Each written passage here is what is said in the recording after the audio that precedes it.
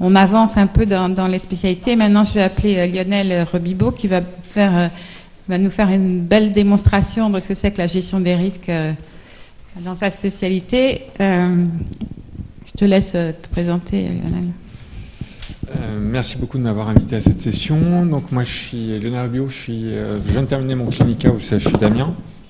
Donc je suis chirurgien digestif et je fais également donc de la chirurgie de l'obésité, où Amiens est assez connu pour en particulier la pratique de la sylgastrectomie et puis surtout maintenant la sylgastrectomie en ambulatoire qu'on effectue déjà depuis 3 ans.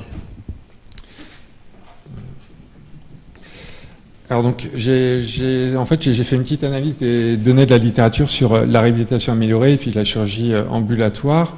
En fait, quand on regarde un petit peu sur PubMed la réhabilitation améliorée en chirurgie bariatrique, en fait, on retrouve 19 articles.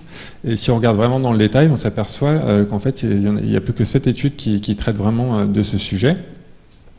En ce qui concerne la chirurgie de l'obésité en ambulatoire, il y a un petit peu plus d'études, 11 études, 8 sur l'anneau gastrique, les 2 sont dont 2 prospectives, 2 sur la sylgastrectomie dont une seule prospective, et 1 sur le bypass gastrique, mais qui est plus une étude de rétrospective de type analyse de données PMSI, donc pas très interprétable.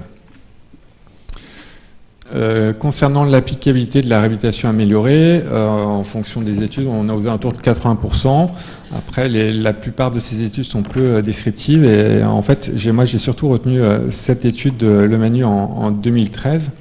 C'est une étude prospective randomisée sur la sylgastrectomie avec 2 groupes, un groupe en réhabilitation améliorée et un groupe en prise en charge standard.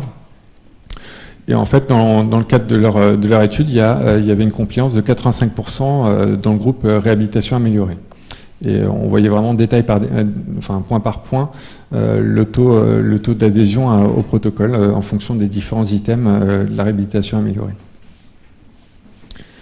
Concernant la chirurgie en ambulatoire, tout simplement, on a une applicabilité de 100% parce que c'est le principe même de l'ambulatoire, c'est que si on n'applique pas le protocole à la lettre, eh bien potentiellement on augmente les risques opératoires et post-opératoires et en particulier on peut augmenter le risque d'admission non programmée ou de consultation non programmée et de complications post-opératoires. Concernant les types de procédures concernées sur la réhabilitation améliorée, là j'ai pris je pars du principe qu'il y a 3 procédures majeures en France que sont l'anogastrique, la sylgastrectomie et le gastric bypass. En fait, sur la réhabilitation améliorée, ça concerne ces 3 types de procédures et on retrouve des études sur chaque type de procédure. Sur l'ambulatoire, donc on a des études donc, sur l'anogastrique, ce que je vous ai dit tout à l'heure, également sur la sylgastrectomie. En ce qui concerne le gastric bypass, pour l'instant il n'y a pas d'études prospectives, je pense que ça ne serait tardé. Je sais qu'il y a certaines équipes qui démarrent ce type de procédure en ambulatoire. Sur les patients qui sont concernés par la réhabilitation améliorée, en fait ça concerne tous les patients, il n'y a pas de réelle contre-indication, les seules contre-indications sont vis-à-vis de la solution glucosée préopératoire où il faut pas en administrer aux patients qui sont diabétiques ou qui ont un reflux gastro-œsophagien. C'est un petit exemple d'une série toute récente, 2015, dans la revue SORD, sur des patients qui ont eu un gastric bypass et une sylgastrectomie avec 2 périodes, une période avant la mise en place d'un protocole de réhabilitation améliorée et après la mise en place d'un protocole de réhabilitation améliorée. En fait, on peut s'apercevoir que les âges extrêmes vont jusqu'à plus de 60 ans, les indices de masse corporelle vont jusqu'à plus de 80 dans les 2 groupes. Également, il y a presque 70% de patients ASA 3-4 dans le groupe gastric bypass, et c'est des patients qui ont pas mal de comorbidités, avec près de 50% de patients diabétiques ou ayant une apnée obstructive du sommeil. Concernant l'ambulatoire, c'est complètement différent. En fait, les patients opérés en ambulatoire d'une chirurgie de l'obésité sont sélectionnés au préalable. Alors, il y a plusieurs critères qui ressortent dans les données de la littérature. Alors il y a les patients avec un score ASAT 3 et 4, alors c'est ASAT 3 non stabilisé. L'indice de masse corporelle supérieur à 60 également. Là, il y a une petite étude 2007 où c'est plus à titre informatif, où ils pratiquaient la mise en place d'anneaux gastriques en ambulatoire chez les patients avec un IMC supérieur à 60. C'est la seule étude qui fait ça. C'est une étude rétrospective. Également, l'apnée obstructive du sommeil, qui est un critère formel de contre-indication à l'ambulatoire, qu'elle soit appareillée ou non. Les comorbidités majeures, l'antécédent de chirurgie abdominale majeure également, et puis bien sûr, il y a les critères sociaux de la chirurgie ambulatoire. Donc là, c'est pour exemple, en fait, c'est l'étude amiénoise sur la gastrectomie en ambulatoire, c'est nos 100 premiers patients, où on peut s'apercevoir que l'âge moyen est de 36 ans, c'est des IMC pas très importants, 42 en moyenne. Il y a uniquement deux patients sur les 100 qui ont un IMC supérieur à 50. Et globalement, c'est des patients qui ont peu de comorbidité. La principale comorbidité qu'on retrouvait dans notre effectif, c'était l'hypertension, et dans tout juste 13% des cas. Concernant les structures concernées par la réhabilitation améliorée, alors bien sûr, il y a les centres hospitalo-universitaires, les centres spécialisés obésité, mais pas que. Il y a cette étude qui vient de sortir sur le Roux-en-Y gastric bypass effectué dans un hôpital général sur 4 ans. Et en fait, ils analysaient leurs résultats aux autres séries publiées.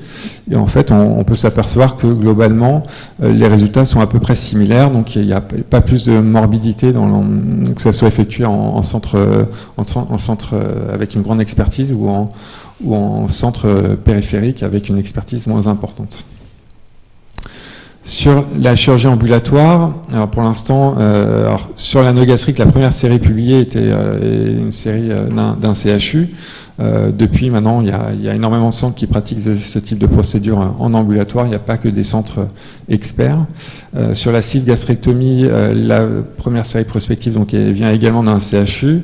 Il y a d'autres CHU qui commencent, et je pense que dans les années à venir, il y a probablement des centres avec peut-être moins d'expertise actuellement qui vont pouvoir démarrer ce type de procédure.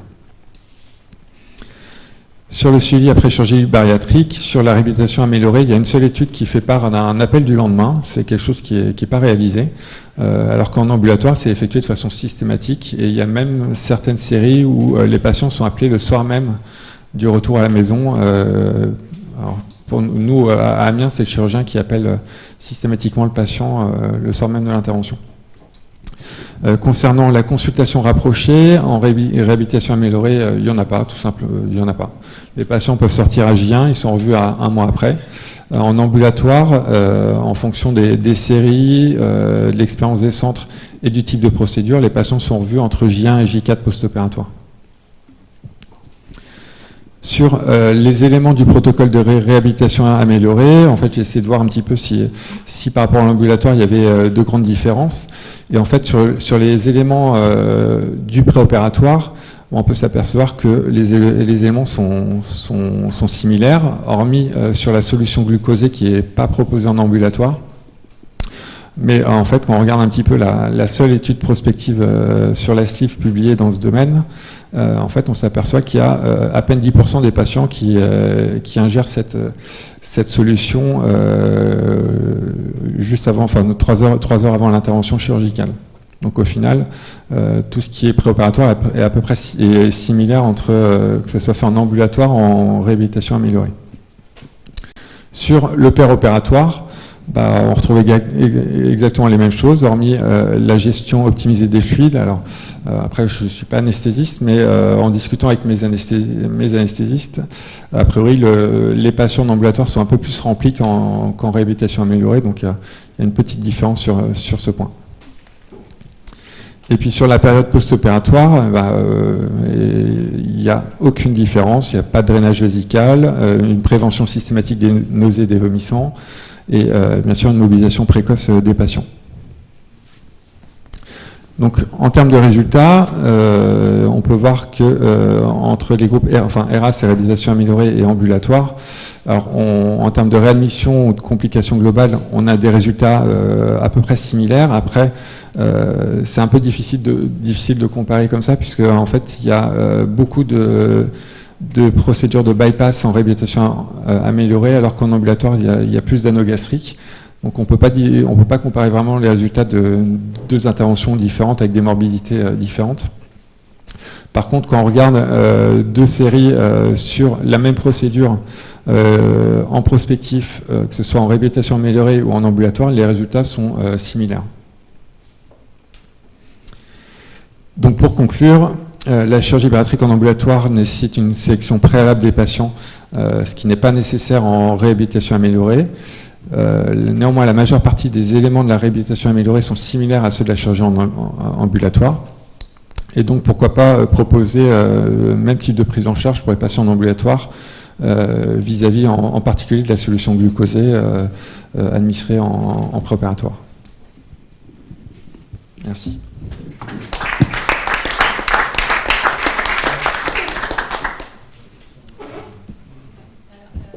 Beaucoup Lionel. Alors, je regrette juste que tu n'aies pas bien expliqué ton suivi, ta gestion des risques et ton suivi, ta continuité des soins, parce que c'est quand même ça qui est particulier dans votre mode de prise en charge. Parce que vous avez entendu, on a parlé du fait qu'il y avait des consultations rapprochées donc dans le cas de l'ambulatoire, alors que c'est pas dans le cas de la réhabilitation, même si d'ailleurs ils partagent J1. Et vous, c'est pareil, oui, n'est-ce pas? Et vous, ce que vous faites en ambulatoire, en fait, vous les revoyez tous à J4 avec numération et CRP. Et si la numération n'est pas et la CRP ne sont pas normales, à ce moment-là, ils ont un scanner. Et s'ils ont des signes de fistule, ils sont réopérés. Et avec cette consultation systématique, avec actuellement presque 200 patients, on a un peu plus de 180 patients. Ouais. 180 patients, eh bien, ils ont dépisté toutes les fistules post-opératoires. Et donc, en fait, il n'y a pas eu de majoration du risque du fait de l'ambulatoire. Alors, c'est intéressant parce que ceux qui sont réhabilités et qui sortent à J1, eux, ils n'ont pas de consultation à J4. Dommage. Vous n'avez pas changé? On n'a toujours pas changé, non. Voilà, merci beaucoup.